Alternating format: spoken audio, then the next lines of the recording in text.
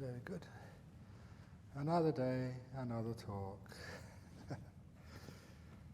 So it's getting towards what they call the pointy end of the meditation retreat. This is when you've been here over a week, and some of you look back and think, oh my goodness, nothing has happened. What a waste of time. How am I going to face my friends when I go back? Spent all this money coming here, and I go back and say, what did you get? But remember that is still wanting going on.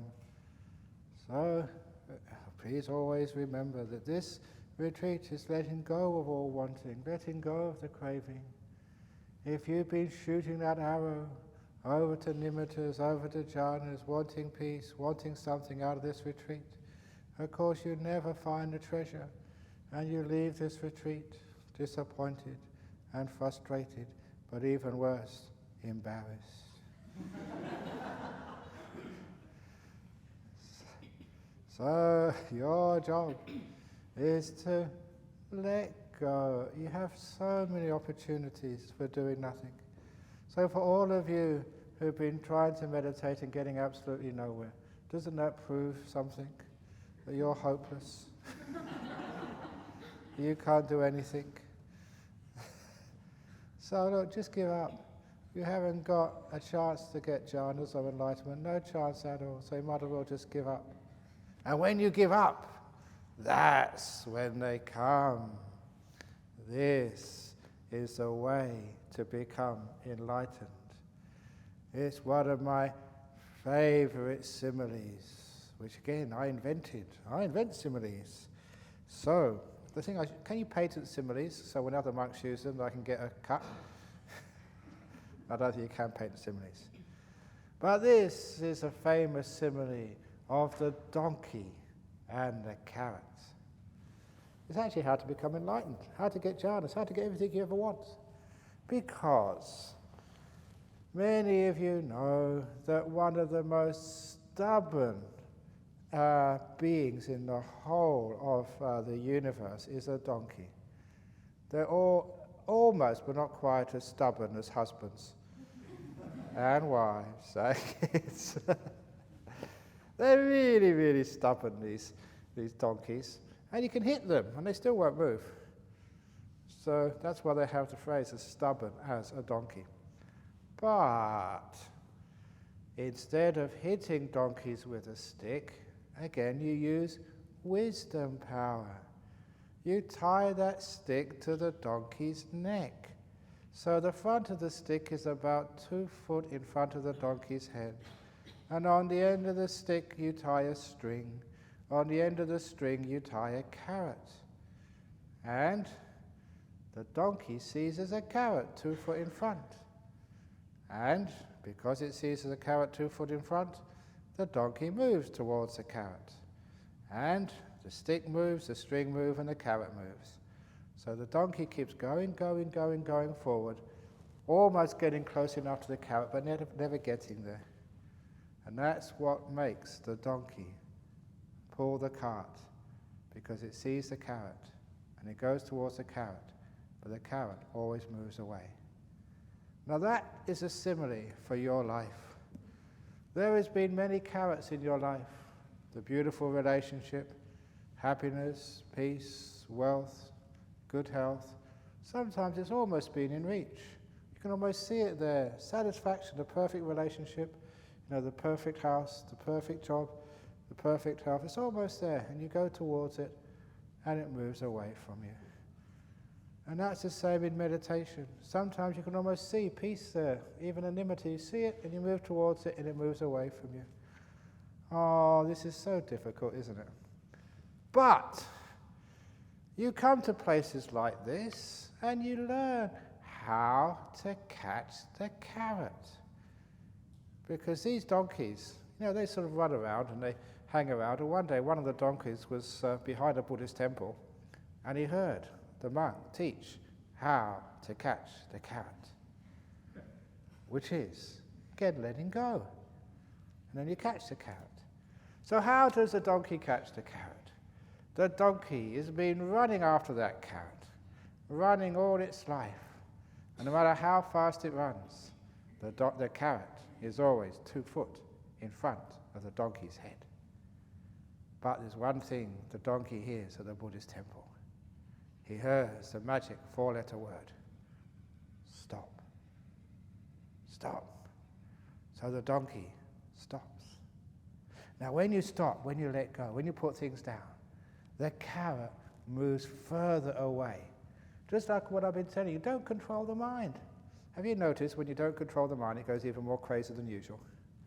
When you let it go, it thinks more. When you let it go, it gets more tired.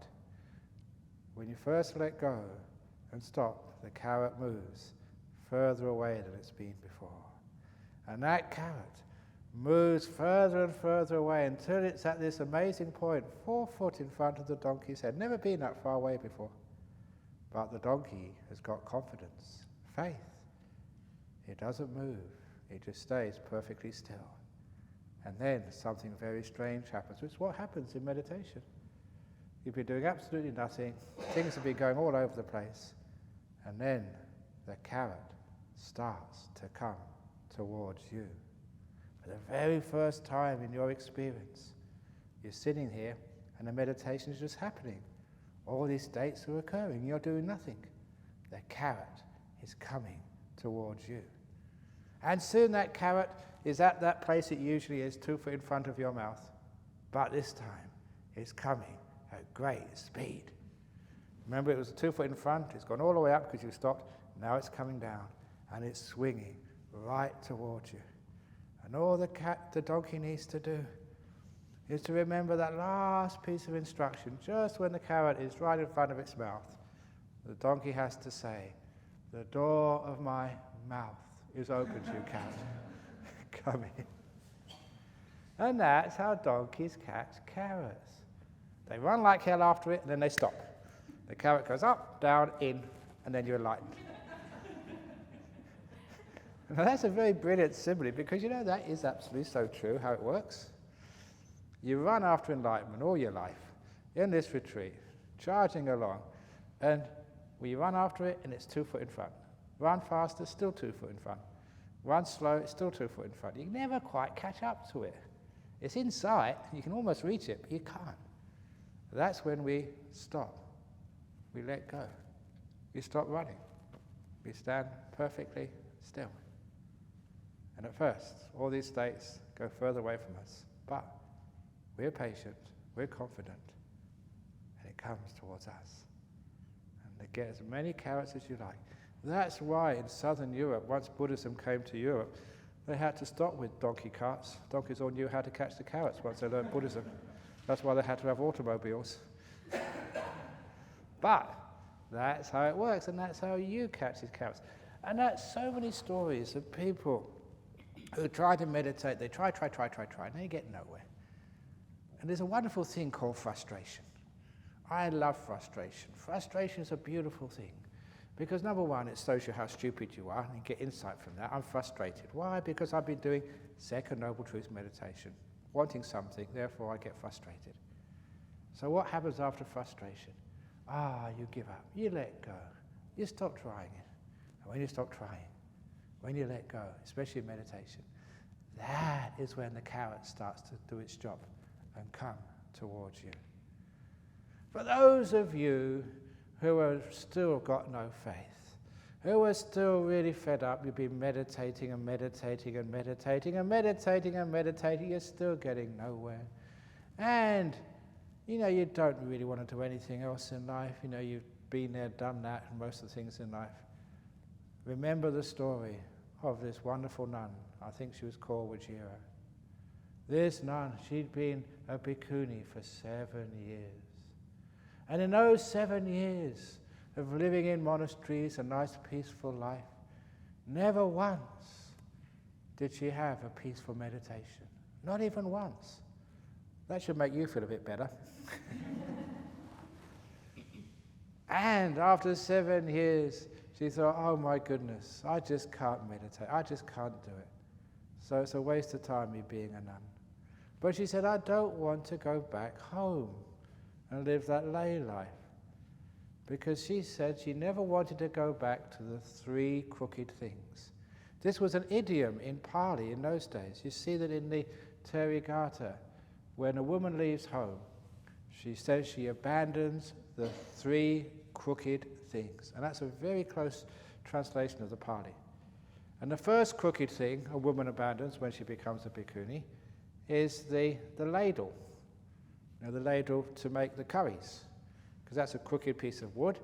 In other words, that's a symbol of cooking and kitchen work. So she lets go of the crooked ladle. In other words, the symbol of all cooking. And the second crooked thing she abandons is the broom. The stick with the broom, because that's a symbol of other housework. So she lets go of the first crooked thing, which is the ladle, the second crooked thing, which is the broom, and the third crooked thing is her husband. And that's how they put it in the Pali. It's really funny. When I first read that, I howled with laughter. Those are the 3 crooked things for a woman. You can remember that. Remember what the first one is? The ladle, the broom, and the husband. I don't want to go back to those things again. So anyway, so she didn't want to go back to the 3 crooked things. And she couldn't stay as a nun anymore. So there's only one alternative for her. She took a length of rope, and she went into the forest, and she climbed a tree, and she tied one end of the rope to one end of the tree, and the other end of the rope around her neck. And she was just about to jump off. When? She was free. She had liberation. She became enlightened. Now that's another way of getting enlightened, but it's not encouraged in this.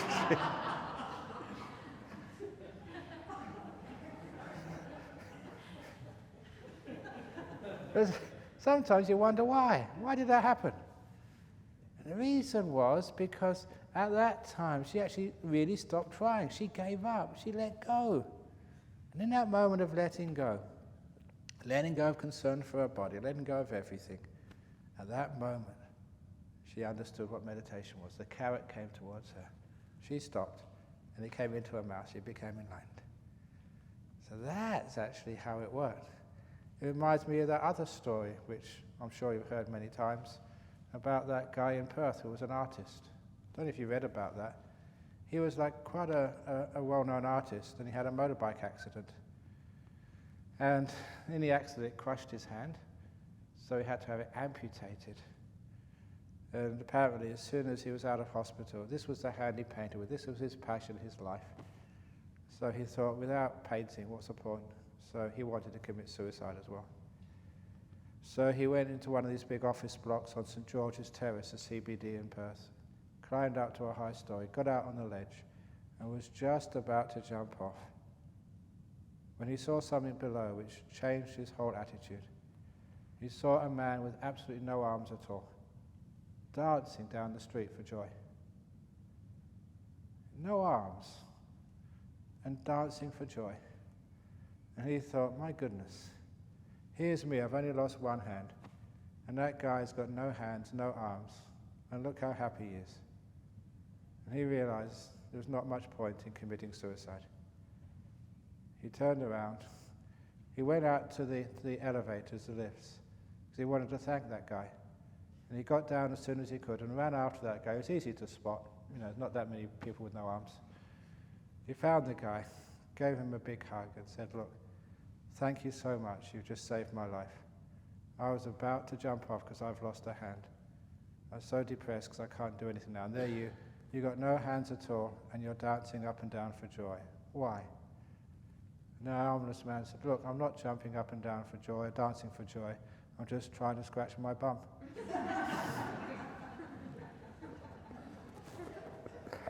I love that story. It's totally sick. How else, if you've got no arms, could you scratch your itchy bum? Anyway. So you see, that's what I mean about letting go of things and not holding on to things. And that is how you get deep meditation. And that's also how you get enlightened. So the measure of your enlightenment is not how many attainments you have, but how little you have. How much you've let go of. How much you've abandoned. That's also why even these deep meditations, I call them not attainments, but stages of letting go. Just to see how much you can abandon of control, of ownership. See how few things you can have in your mind, not how many things. Because sometimes we just keep too much in our mind. Too many memories, too many plans, too many fantasies, which means we can't enjoy this moment. You know, I was born in London, and coming to Australia, I think it was about 7 years in Australia before I went to visit my mother in England. And when I was going there, the people said, "Oh, why didn't you bring your mother a present, something from Australia to remember you?" And of course what they got was a little kangaroo, you know, these little fluffy toy kangaroos. So I took that home to my mother, and she was so happy with this little stuffed kangaroo. She put it on this shelf in the lounge room, in pride of place, because, you know, it was a nice little toy, and it reminded her of her son a long way away. And the next time I came, she already had a kangaroo, so I got her a little koala. You know, you can get them in the airport shops, little koala bears. And she liked that too, so she put it next to the kangaroo. And the next time I came, I managed to get a kookaburra. And after a kookaburra, it was a platypus. And after a platypus, it was a wombat. Now by this time, that shelf was so full. Oh, he had the kangaroo, the koala, the kookaburra, and what's the other one? Wombat. No, the wombat was a new one. The platypus. That when she got the wombat, she tried to put it on the shelf, and all the other ones fell off. The shelf wasn't big enough. And she spent half an hour trying to balance all these animals on this shelf. And that's when I told her, I said, "Look, why don't you actually throw the other ones away and just have the new one? And that way, the new one can take pride of place. So the other ones, they've been there long enough, you can give them away." "Oh no, they're so nice, and I want to keep them. They remind me of happy things." And then I realized just that's the way that people's minds work. They've got so many stuff in their mind. They try and put one more thing in there, and it all falls off. It's called a mental breakdown. You've got too much stuff inside. So, in meditation, we learn how to let things go, to sweep the shelf clean. All the stuff in the past, yeah, it's been there, it's done its job. All the stuff in the future, you don't know what's going to happen, so keep it all clear. And the only thing you have on the shelf in your mind is what's happening now. Keep it simple, keep it peaceful. And then if you just got one little kangaroo or one little kookaburra or wombat there, then it's got plenty of space, and it's beautiful, and you can appreciate it. How can you appreciate or understand anything when it's so complicated with so many other things? Over in our monasteries in Thailand, because they were in jungle, and because there were so many dangerous animals in those jungles who were always thinking of eating you, for them, you were their lunch and their dinner. So we had to sweep the paths in the jungle to keep them free of leaves and twigs, so we could see if there was any snake or centipede or scorpion actually on the path, so we could avoid them. So that was our main job in those monasteries, to keep the paths clean so they were safe to walk along. Could you imagine if there was too many twigs and leaves? You don't know what's underneath the leaf. You don't know if a twig was a snake. I got many, many snake stories from those time in Thailand. One of my favorite stories was of meditating all night, because we used to do that once a week. And in the early morning, when you sort of, after meditating all night, you go out to urinate. And this was in the jungle, so you don't urinate in the toilets, you just urinate in the bush. The Asian style, you squat down and urinate. So number one, I've been meditating all night, so I was a bit tired. And it was dawn, so the light wasn't very strong. And so when I squatted down to urinate, I really did think I was urinating on a stick. until the stick started to move. And I realized I was peeing on a snake. Now, only the men can really appreciate this. Women can't really understand. Because the most sensitive part of your body was only a couple of inches from that venomous snake's mouth. That was scary. So there I was urinating on a snake. It was very unprotected. And that snake didn't bite me. Not at all. It just wiggled away quite happily. And afterwards I started thinking, why? Why did that happen? And I realized that this was a monastery. I was a monk. And that snake must have imagined it was being blessed with holy water. You can't get holier water than from the bladder of a monk.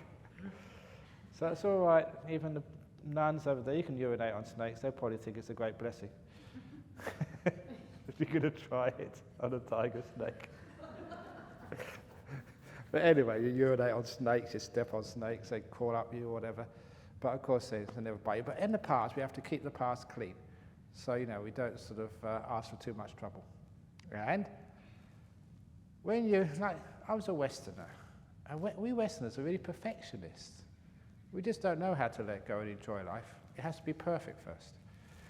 So every time you were sweeping the path, you'd look back and one leaf would fall down, and you'd go back to sweep it up, and then when you're sweeping that leaf over there, another leaf over there would fall down.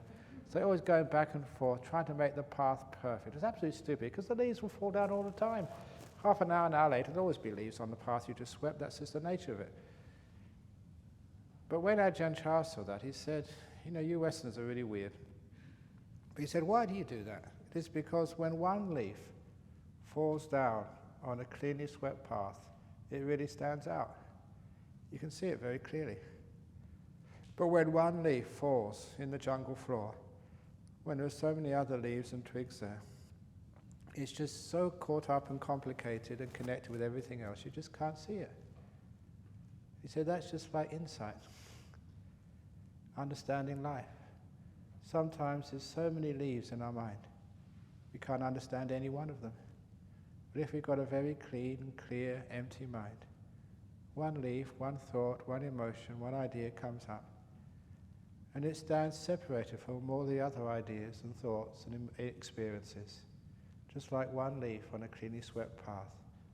We can see it, understand it, make sense of it, simply because the path is clear of everything else. One little wombat on an empty shelf, you can appreciate it. When there's a wombat and a kangaroo and so much other stuff on there, it's just too complicated. We can't understand or appreciate anything. Which is why simplicity is not just a recipe for joy in life. Simplicity is also the path of insight, of understanding. To try and keep it simple, one little thing at a time. One idea which arises in an empty mind, you can understand very well. Many ideas in a complicated mind, it's just too confusing. That's why letting go, simplicity, emptiness, that is actually where wisdom comes from. Otherwise, it's just too complicated. So here we're trying to make life as simple as possible, trying to keep our mind as empty as possible, as free as possible. I know in the world people think, oh, that's just being dumb and stupid. You've got an empty mind, means you're sort of a stupid guy. But stupidity is sometimes very close to enlightenment. Because this is one of the other stories which comes up about what enlightenment is or the way to become enlightened. This is the story. This is one of my favorite monks. I forgot his name, but I remember the story about this when I was a young monk. In the northeast of Thailand in those days, they only used to have 4 years of school, that's all. Just basic education. So this guy, when he came to about 5 or 6 years of age, got into grade 1 of the local village school. Now grade 1, you can sometimes remember what grade 1 is like. After 12 months of being in grade 1, this kid failed. There's no way the teacher could put him into grade 2. Now, I don't know how you can fail grade 1. I mean, that is really a big achievement. But there's no way that she could pass him. So when all of his friends went forward into grade 2, he had to stay behind and join the new intake in grade 1. After another 12 months, still his teacher could not advance him. You know, he was really that stupid. And after 3 years in grade 1, they gave up. So he had to leave school. He just could not learn. So imagine that, 3 years, grade 1, and you still can't pass. So what happened next? They thought he was so stupid that he would never be able to even pull the plough or do farming. So they sent him to the only place where such stupid people could be sent, and that was a local Buddhist monastery. So they sent him to the village monastery there, and the abbot there was very kind and incredibly patient. So he tried to teach him the chanting. You know, just simple chanting he just couldn't get. You know, even Namo Tassat, and that was a second word. And after a couple of years of that, even the most patient of abbots just couldn't sort of do anything else with him. So they put him to the place of last resort, which was the forest monasteries where I come from. Because there they don't do much study or chanting, it's just meditation. And when he went to one of these forest monasteries, the teacher there just gave him a very simple meditation technique. You just watch your breath. And his mind was so simple and clear. He could watch his breath all day without any problem at all. He soon got these great achievements in meditation. Jhanas, soon became totally enlightened with some psychic powers as well, and became one of the great arahats. Isn't that a wonderful story? So the trouble with you guys is you're far too intelligent. You know, it's a shame, isn't it? Because sometimes, you know, at school, you can remember that time. You know, maybe you were in grade 1 or grade 2, and the teacher said, "What do you think of that?" And you said, "Nothing." And you got scolded for it. Stupid. You could have been a great meditator, another person who was enlightened, and your teacher made you think and spoiled everything. His mind was just so clear. That's why he could meditate so deeply. And that's what we're talking about, having a very free and empty mind. So clear, so peaceful. There's nothing between you and the breath or whatever other object you have. So keep it simple. See if you can let go as much as you possibly can. And as far as all the reading is concerned, I'm in very big trouble because I remember this Zen monk who came to visit England. And this was when I was a lay person. In those days, because I was a Buddhist, a lay person, I'd just go to any talk on Buddhism. I didn't care what sort of sect it was. I was so desperate for anything to do with Buddhism. And so that when he came, I remember we asked him at first, when he first came to give a talk in London, and he could hardly speak any English. But when he came back after touring around England, somebody asked him this question. It was translated, but by this time he picked up a lot of English. And the question was what he thought of Buddhism in England at that time. It's about 40 years ago. And he gave this beautiful, eloquent answer, what he thought of Buddhism in England. He said, books, books, books, too many, too many, too many, dustbin, dustbin, dustbin. That's very eloquent. We all laughed. I'll never forget that. Because it's true, sometimes we've got so many ideas, but we understand too little. And why is that? Because instead of experiencing life, we think about it too much. How much information do you really need to become enlightened? You have so much information these days. In the time of the Buddha, just one teaching, and the people go off and become enlightened. Now you've got the whole teachings of the Buddha, you know, in this little USB stick, or in your sort of iPhone or whatever. You've got it all there, and still you're not enlightened. What's going on? It's because we don't know how to stop. We're always going on for more information, more thinking, more trying to understand things with thought rather than experiencing things. So in meditation, experience silence. Don't think about it. Keep very few instructions. One thing at a time. Not too many. For a few people, I've given that simile during the interviews. Or did I give that in the... I think I did the question answer about the taxi driver, about giving instructions. Because that's what... Think of your poor mind. You're always giving it instructions when you're meditating. Come on, watch your breath. No, don't watch your breath. You're supposed to let go. Now, if you just let go, you just get very stupid. And you're thinking. You've got to stop thinking. And sometimes you get so complicated, you keep thinking too much and experiencing too little. So sometimes we just stop and experience. That's one of the reasons why, for those people who are thinking too much, you just go out into the bush and listen. Listen to the sound of the birds. Because when you're listening to the sound of the birds, you can't be thinking about the sound. You know, you feel the...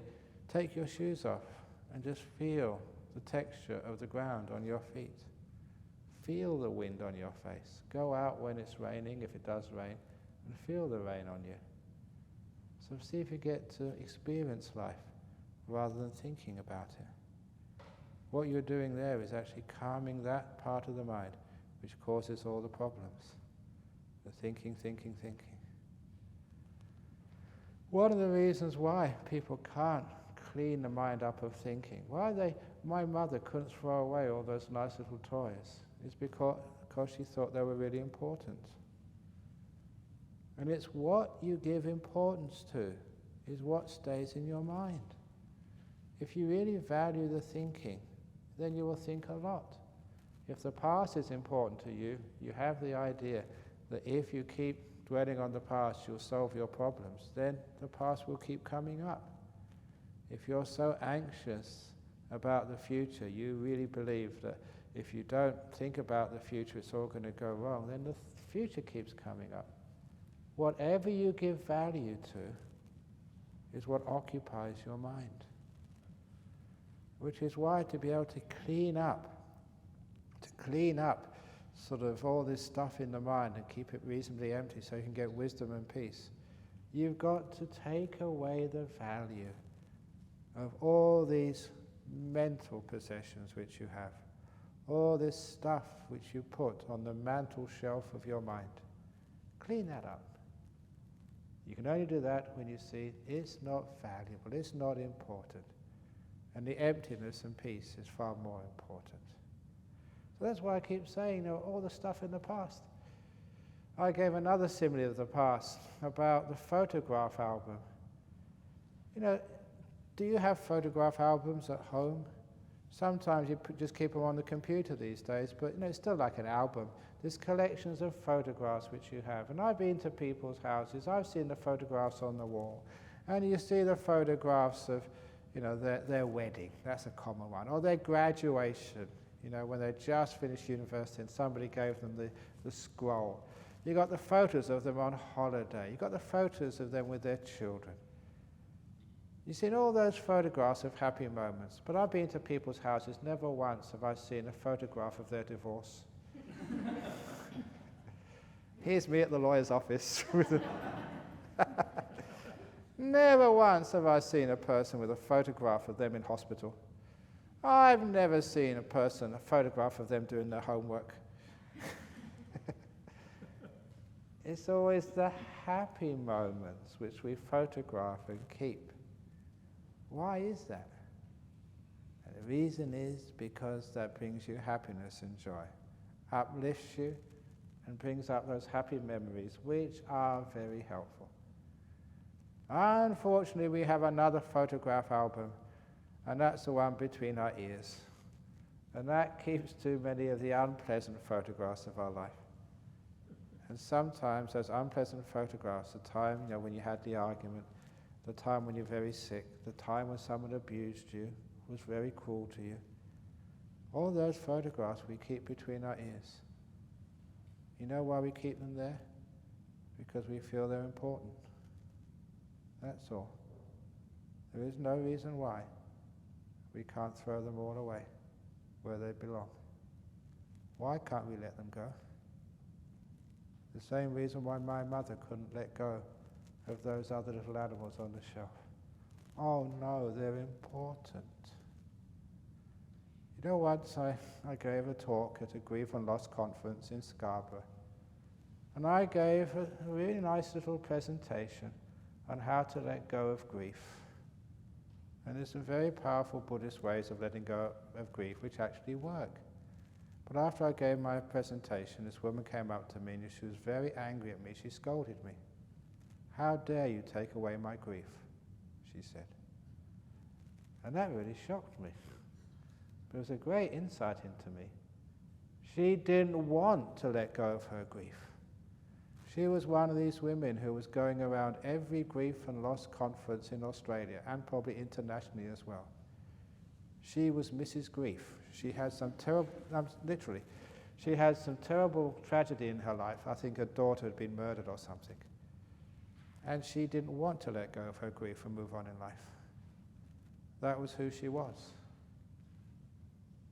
Now do you understand why it's hard to let go? Sometimes we value these things so much, they become who we are. We got so used to them that moving away is literally going into uncharted territory, beyond our comfort zone. We've been comfort. We've become used to our psychosis. We've become used to our pain. And that's why it's so hard to let it go.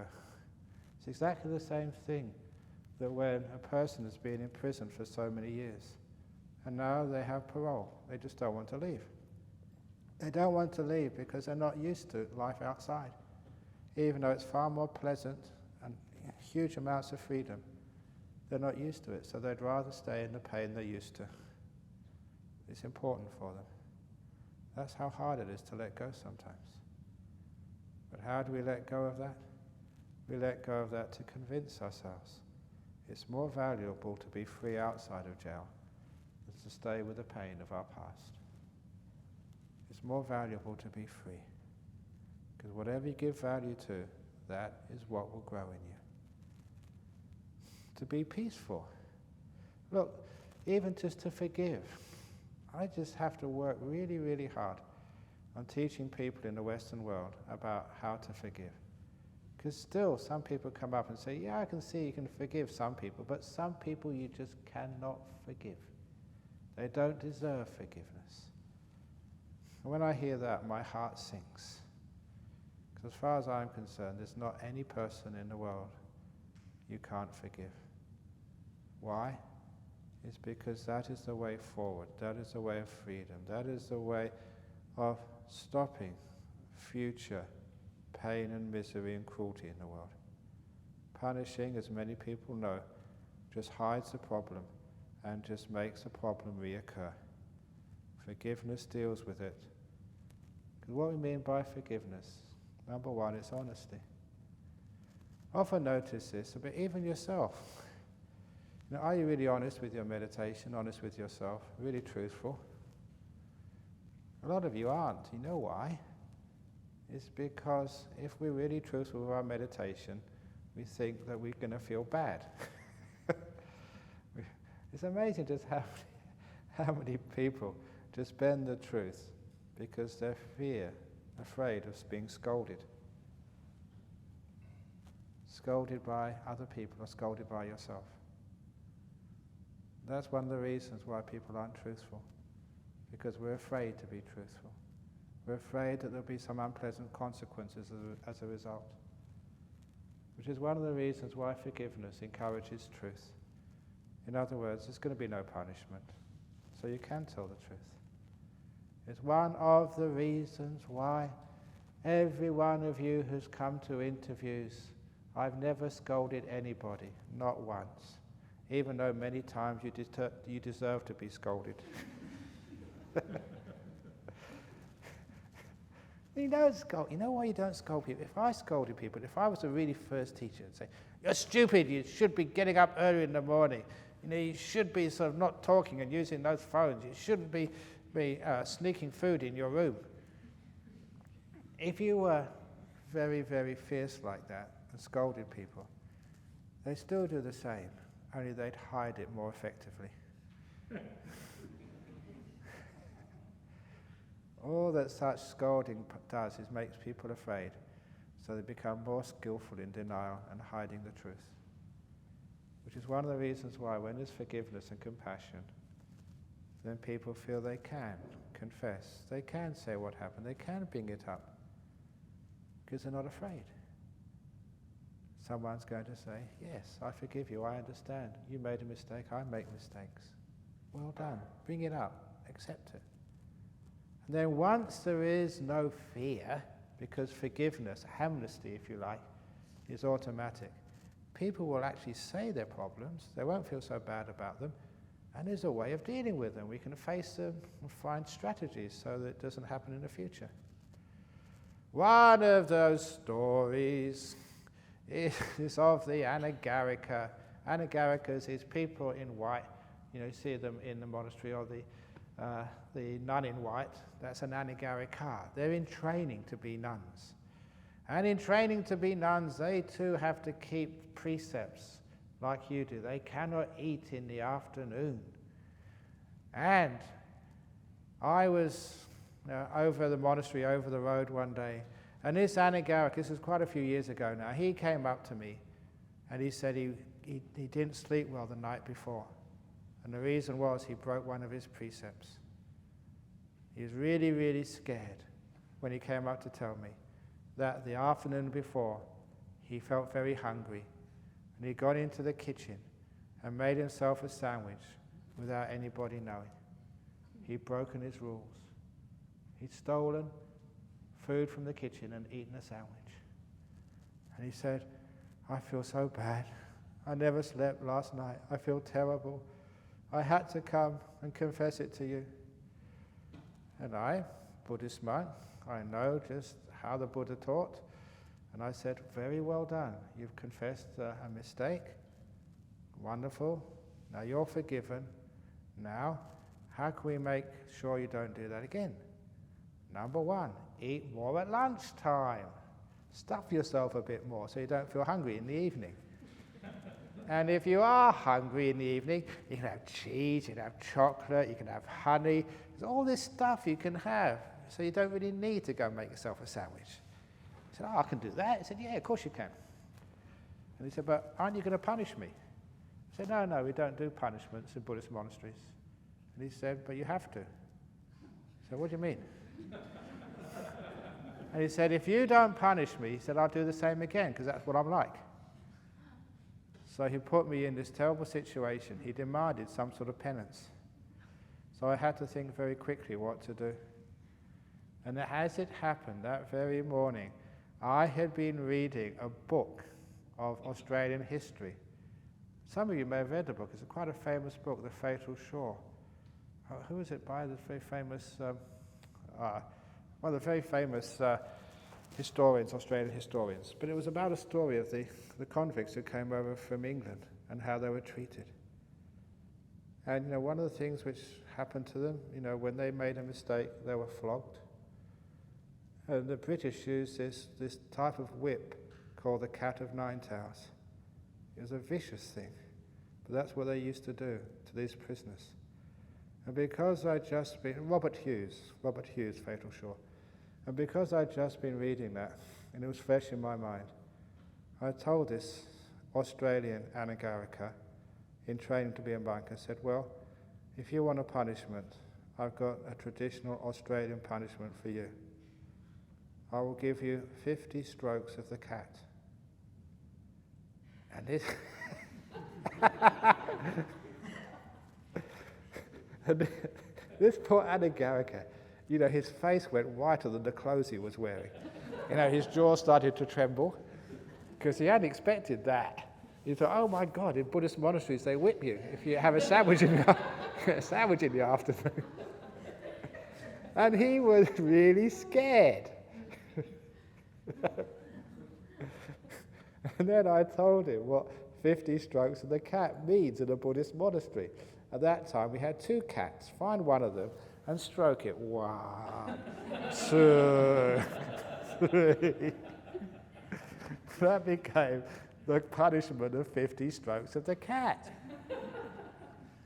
And about 1 year ago, one of these retreats, they came up to me in interview times. They said they'd done something wrong. I think they just got themselves a sandwich in the afternoon when Bianca wasn't watching or something. I told her the same story. But I said, here we haven't got a cat. We've got a rabbit. So I'll give you 50 strokes of the rabbit. So they had to get the rabbit and stroke it. 1, 2. Now, do it properly. 2 full strokes. 3. Because the purpose of that was to learn some forgiveness through compassion. That's why we can let these things go. Out of kindness. If you haven't got enough compassion, the woman will never be able to let go of that grief. Without compassion, you will never walk out of the prison cell into freedom. Without kindness, you'll still keep those bad photos from the past. You know why? Because you don't like yourself or love yourself, respect yourself enough to give yourself freedom. So it's a wonderful, wonderful thing to be able to let go. And one of the ways to let go is to realize you deserve to let go. You deserve to be free. You don't have to keep all those rotten photos. You don't have to keep so much stuff in your life. You can be free. You literally, as a gift of love, give yourself the gift of freedom. But you know, it's very hard to give yourself love. So I will now teach you a very simple metta meditation, which you probably haven't heard before, because it's a long time since I taught this. What you do in this very simple form of metta meditation, sometime during today, you sit down, get yourself nice and comfortable. You know, maybe just relax with a present moment awareness and silence for a few minutes. And then you do some visualization. And what you visualize is this. You close your eyes and you visualize that you've found an old shoebox somewhere. And you think, I know what, I'm going to give me a present. So you take that shoebox, and inside that shoebox, you decide to put in, say, some compassion. You put compassion into the box. Imagine yourself putting compassion into this box. Then you imagine closing the lid of the old shoebox. And then you visualize yourself finding some beautiful wrapping paper, with flowers or bells on it or something, with lots of beautiful colors. And very carefully, you imagine yourself wrapping the old shoebox containing the gift with this wonderful wrapping paper, getting some tape to tape it down. And then you find one of these little gift cards. And on the gift card, you write very carefully, "To me, with love, from me." And then you put the card on top of the box. And then you imagine yourself pushing the box away and imagining yourself forgetting it. And a few seconds later, you see that box. Oh, it's a present. I wonder who it's for.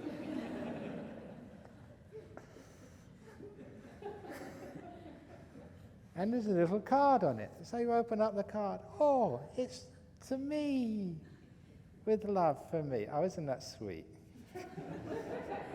I wonder what's inside. And very carefully, don't rip it apart. Very carefully, you take off the wrapping paper with the excitement which you normally would have with a present. And you take off the wrapping paper and you open the shoebox. Ah, compassion. To me, with love for me. How did I know I needed that? And that is a very effective way of giving yourself these beautiful gifts of freedom. And in that box you can put all sorts of different things from time to time. You can give, say, forgiveness. You put forgiveness into the box. You don't need to sort of visualize what forgiveness is. Just however you imagine it, just put forgiveness in the box. The same technique, wrapping it up, tying it in a nice little bow, a little card on there to me with love from me. Put it aside, have it come back again, open it up very slowly, be surprised. When you open the thing up, forgiveness. Oh, that's what I really, really needed. How did you know that I needed that? Thank you so much. It works. Because it's so hard to give yourself forgiveness. It's so hard to give yourself compassion. It's so hard to give yourself peace. So we need to do that stupid ceremony in order to make it work. So you do that, and it means you can let go of these things. So when you actually do let go of these things, the mind becomes so peaceful, so free. So that is the whole purpose of this meditation. Unfortunately, some people, they still don't get it. And so instead of having a nice free and empty mind, they put jhana in, stream winning in, so much other stuff, just like that mantle shelf. You've got the first jhana, second jhana, third jhana. By the time you've got the third jhana, you can't put the fourth jhana on because there's no more space in there. Remember, attainments block the mind. It's what you think of attainments. It's just so many leaves on the path, you can't see what's there right now. So never actually look in terms of attainments and where are you on the path and how many sort of jhanas and nimittas have you got so far in your life. You will notice that all the monks and the nuns, we don't have little stripes on our shoulders to show how far we've got. We don't have little stars. No, it means once you get the first jhana, you get the first jhana medal, then the second jhana medal, then the third jhana medal, then the fourth jhana medal. And you get a special cap if you're a stream winner. People have uniforms like that in many parts of the world and many parts of life, but we don't do uniforms in Buddhism, just simple robes which have nothing on them. So that we disappear. That's one of the reasons why we shave our hair, so we all look the same. Why we have the same robes, so we all look the same. So that there's no sort of distinctions, so we can vanish and disappear. So that's actually how we meditate as well. The letting go, stopping, emptying out, freeing. And if you can do that, you understand what this meditation is about. So if you come, as I started off this talk, if you go home and people say, well, what did you get? I didn't get anything, but I lost a lot. Then you should be, well done. Because that's what you're here for. You're not here to get more things to carry home with you. You're here to let go of all your shit. Shit stops here. Pain stops here. Let it go here. And then you can go home without any of that stuff. Totally free, light, enlightened, carrying fewer burdens in life. If you understand that, you understand what meditation is, for freedom. Can you actually feel what freedom is? It's one of those great words. I mentioned earlier what freedom is, the freedom from desire, not the freedom of desire. Have you ever noticed that when you want, do you ever feel free? Do you ever feel this great space around you when you don't want very much? When you want a lot of things. When you want a lot of things, life is just so complicated. It's like a burden. Things are cramping in on you. When you've got to get this, you've got to get that, you've got to work hard to get this money to buy that. Oh, it's just such a pressure on you. When you don't want anything, then you feel just so expansive, so free. That's why freedom, real freedom, is contentment. When you're happy to have what you've already got, you don't need anything more. How much more do you need? If you did have a wish now, and I could grant you that wish, just like the magic duck last night, what would you want? Now that did happen to me once. This is my last little story. But it's coming on to the end of the retreat now, and sometimes at the end of the retreat, people say, they express their gratitude. The way we usually express gratitude, we ask, is there anything you want? You've been a great teacher. Can I get something for you? I don't need for Jhana Grove or the monastery, just for you, Ajahn Brahm. Something you want personally, because, really help me. I know the monastery and Jhana Grove needs funds, but for you. Now, as a monk, I'm not allowed to have any money. No personal funds, no credit cards, no bank accounts, no gold bars, no secret slush funds in Swiss bank accounts. I don't have any of that. But there is a loophole in the Vinaya. And that's Vinaya is a monk's rule. The loophole is actually called the mendicant allowance. That's what it's called.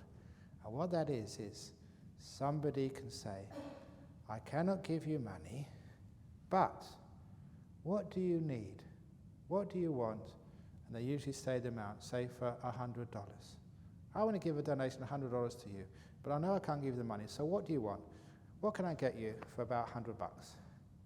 That is allowable. But please, don't do that. The reason is because many, many years ago when I was in Thailand, I helped somebody. I did a really good service for them, and that's what they did to me. They knew what the rules were. They were in Thailand. They came up to me and said, Ajahn Brahm, you really, really, really helped me, and I want to give you something. So what can I get you for 100 baht, Thai baht? That was a long time ago. It was worth a lot of money in those days. 100 baht. You know, I couldn't think what I wanted. So my mind went blank. And this was a layperson. They had a job to go to. And so they started getting very restless. And I couldn't think of what I wanted. And so I got this idea. I said, look, let me think about this. You come back tomorrow and I'll give you a list. And he thought, oh, good idea. So he went back and I went back to my room and I started thinking, what do I need for 100 baht? And straight away when I started thinking about this, I was actually writing it. I remember this. I was writing it down on the wrapping paper of a mosquito coil because I didn't have any paper. So I thought, okay, yeah, that's one thing which I needed. I needed to say a little exercise book. That's not only a couple of baht. So I needed an exercise book. But then actually the pen wasn't working properly, so I needed a proper biro pen. Nothing expensive, just an ordinary biro pen. And I was writing this all down by candlelight. You know, that's really bad for your eyes. And they had these little oil lamps, and so the next thing I wrote down was an oil lamp. And talking about lights, my flashlight was really gone. It was dud. I needed a flashlight too and some batteries, so I wrote flashlight and batteries, and so I could write with. And when I was thinking of writing, I was thinking of, actually I needed to write some letters to my family back home, so I needed some aerograms. And then I started looking, and actually all that totaled up more than 100 baht. And that's all I had. And you know, once I wrote it down, I couldn't take anything off. Now I realize actually, I don't know how I lived without those things before. And as I was thinking of what I could take off, I started thinking of some more things. I needed some sandals, because the sandals they were really broke. And yeah, you're walking in the forest, you know, with snakes around. You have some proper sandals. And actually, talking about walking in the forest, you know, there was so much rain in the monsoon. I needed an umbrella. My umbrella had so many holes in it. You know, you might as well just not have an umbrella. There's more rain coming through than there was going outside. And I realized that list started getting longer and longer. And I was unable to scratch anything off that list. Soon 1,000 baht was reached, 10,000 baht. And I realized what was going on. And I just threw that piece of paper in the spittoon. I scrunched it up and threw it in. When that man came back the next day, I said, don't you ever, ever do that to me again. I was such a happy monk, so content before you give me the option to think what I wanted. And as soon as you gave me the option to think what I wanted, my desires just exploded. 100 baht, 1,000 baht, 10,000 baht was not enough. Do you understand what I mean? If you win the lotto this week, $10 million, do you think that's enough? It won't be. Every person who wins the lottery always buys another lottery ticket next week. They do, it's well known. Why the heck do they do that? Because 10 million is not enough. 10 billion is not enough. Ask Warren Buffett and Bill Gates. They're still working like little dogs. So, freedom from desire is only you can never get enough, but you can always be content, no matter what you have. And this is actually hopefully what you've experienced in this retreat. We haven't got a shop here where you can buy extra food in the evening. You haven't got a shop where you can actually buy a bigger cushion. There's no shops in this joint. Isn't it beautiful? So money has no purpose in this place. There's no desires which you can have except for meditation success. So hopefully all of your desires haven't gone into getting jhanas and getting enlightened and all that other stuff. Keep it free, keep it peaceful, keep it empty. To develop this wonderful freedom from desires, you're just content, just happy to be here, no matter what you have. Happy to have the food which is going to be on offer today. Happy to have the old recycled jokes once again.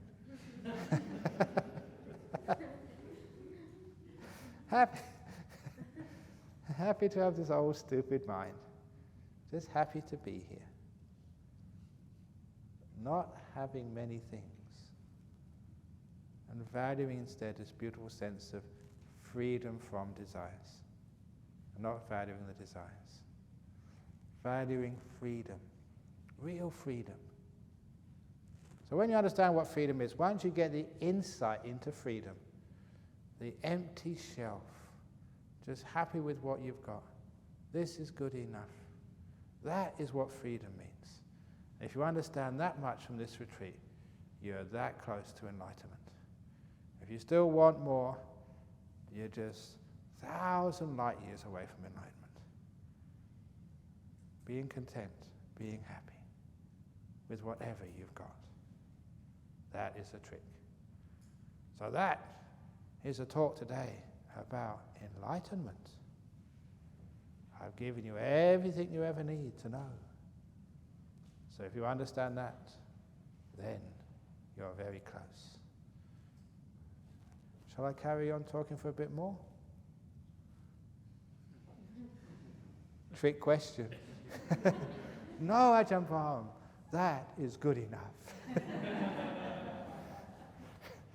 Okay, so anyone's got any questions, put them on a piece of paper, and I'll screw them up tonight, just like the other piece of paper. Away. So have a nice morning, and don't ever think today that this is Saturday, only one more day to go.